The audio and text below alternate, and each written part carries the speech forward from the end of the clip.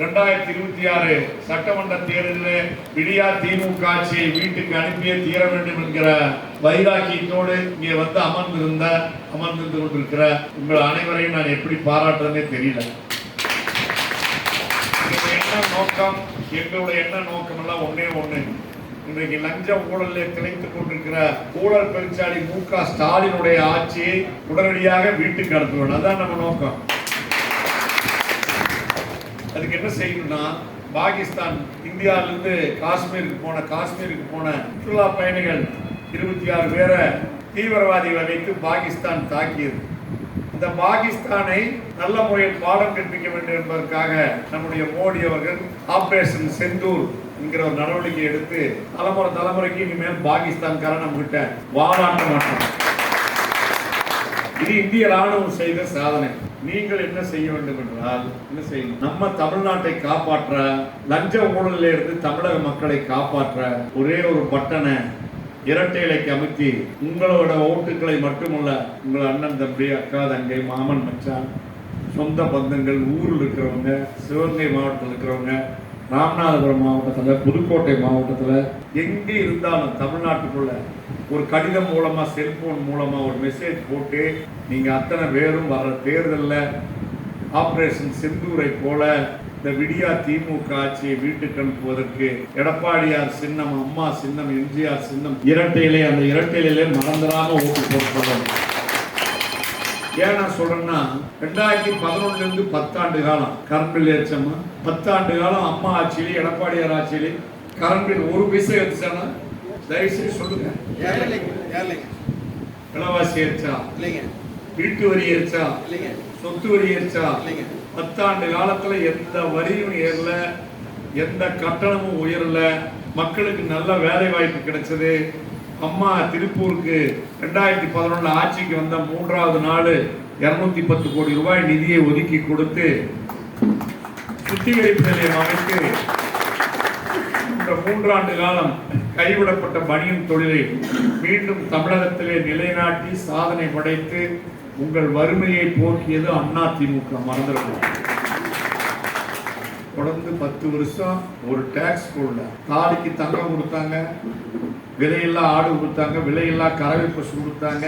படிக்கிற குழந்தைகளுக்கு என்னென்ன செய்ய முடியுமோ அத்தனை உதவிகளையும் அம்மா செய்தாங்க. அம்மாவுடைய மறைவுக்கு பிறகு அண்ணன் எடப்பாடியார் செய்தார். மறுக்க முடியுமா? ஆனா இந்த 4 ஆண்டு காலத்துல புதிதாக எந்த ஒரு திட்டமும் இல்லை. ஆனா வரிய செம்மையா போட்டு இன்னைக்கு நம்ம திருப்பூர் மாநகரத்தில் இருக்கிற தொழிலாளர்கள் வீட்டு வாடகை கொடுக்க முடியாம, தண்ணி வரி கட்ட முடியாம, கரண்ட் பில் கட்ட முடியாம அவங்க ஊருக்கே போயிட்டாங்களா இல்லையா?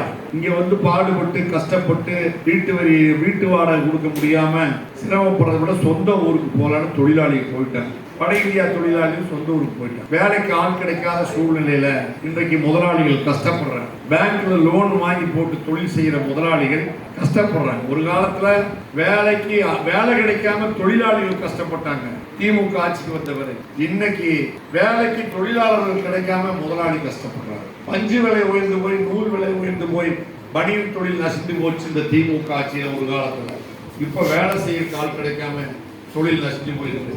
இப்படி எப்படி பார்த்தாலும் ஏழை மக்கள் மேல சுமக்க முடியாத சுமையை, கடும் சுமையை வைத்து மக்களை கஷ்டப்படுத்துகிற இந்த திமுக ஆட்சியை ஒழிப்பதற்காகத்தான் நம்முடைய சகோதரர் அன்பகம் திருப்பதி அவர்கள் இந்த பூத் கமிட்டி இங்கே அமைத்திருக்கிறார். இந்த பூத் கமிட்டி அமைக்க சொன்னது அம்மா போயிட்டாங்க. இப்ப நம்முடைய ஐயா எடப்பாடியார் இந்த பூத் கமிட்டியை அமைக்க வேண்டும் என்று சொல்லியிருக்கிறார். இந்த பூத் கமிட்டி அமைப்பதன் மூலம், இந்த பூத் கமிட்டியில 9 பேர் இருக்கிறீங்க. 9 பேரும் தேர்தலில் சிறப்பாக பணியாற்றி இளைஞர்கள் இருக்கிறீங்க, இளம் பெண்கள் இருக்கிறீங்க, இடைப்பட்ட வயதை சேர்ந்தவர்கள் இருக்கிறீங்க, முதியோர்கள் இருக்கிறீங்க. எல்லா வயதை சேர்ந்தவர்களும் இந்த பூத் கமிட்டியில் இருக்கிறீங்க.